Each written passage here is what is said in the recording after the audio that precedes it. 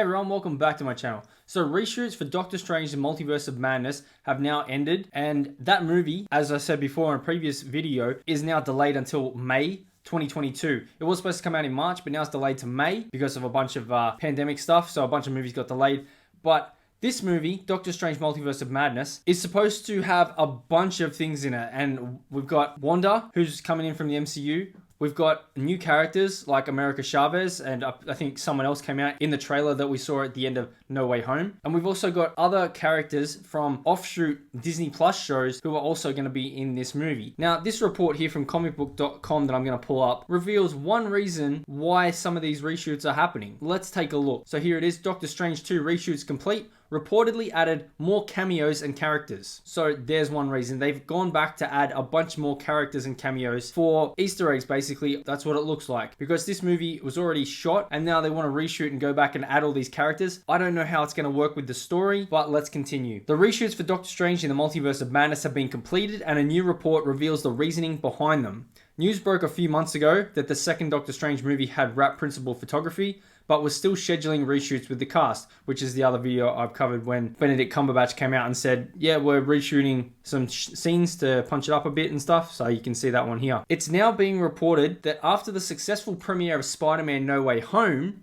which has gone gangbusters, huge numbers, huge opening numbers, like top 3 opening of all time for numbers, even though we're in the middle of a pandemic, what everyone says. After the successful premiere of Spider-Man No Way Home and its multiversal shenanigans. I won't go into spoilers for No Way Home, but there is a multiverse aspect to it. They have a bunch of different characters that come back from original Spider-Man movies, and it works within the story. That's all I'm going to say. It works within the story of that movie, for me, and a lot of other people who I've seen. It also says, so if there's a hero or villain you're fond of from Marvel films produced by Sony or Fox, there's a chance they could wind up appearing in Doctor Strange 2. So there's a quote from the Hollywood Reporter's newsletter. And we've also learned that part of the reshoots may have been spurred by the new Spider-Man movie and Disney Plus Loki series, both of which deal with the multiverse. So that's basically it, and then it goes into some other stuff about Loki and other TV shows. The difference between, I think, Doctor Strange Multiverse of Madness, done just by Marvel, and the difference between No Way Home, which just came out, which was done by Sony and Marvel. Well, I know, because I've seen No Way Home, that it actually worked. You're bringing in, I won't go into too many spoilers, but you're bringing back characters which we've seen from trailers like Doc Ock and Green Goblin and Electro, which we have seen will be nostalgia bait, and it 100% was.